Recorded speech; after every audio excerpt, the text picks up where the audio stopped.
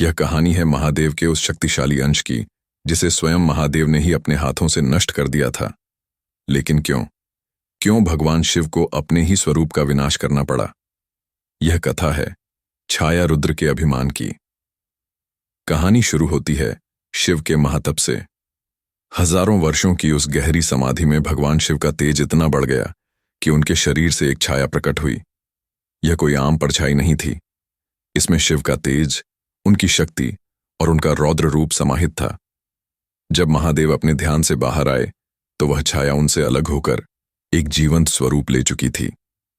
लेकिन शिव के ध्यान से बाहर आते ही उस छाया में चेतना के साथ साथ अहंकार ने भी जन्म ले लिया। वह खुद को शिव के बराबर समझने लगा। उस छाया रुद्र ने कैलाश छोड़ दिया और ब्रह्मांड में भ्रमण करने लगा। उसके तेज और शक्ति को देखकर देवता और आश भी भ्रमित हो गए। वे उसे स्वयं महादेव समझकर उसकी पूजा करने लगे। रुकिए, असली संकट तो अब शुरू होना था। अभिमान में चूर होकर छाया रुद्र ने सृष्टि के नियमों में हस्तक्षेप करना शुरू कर दिया। उसने देवताओं को अपमानित किया और निर्दोष भक्तों को दंड देना शुरू कर दिया।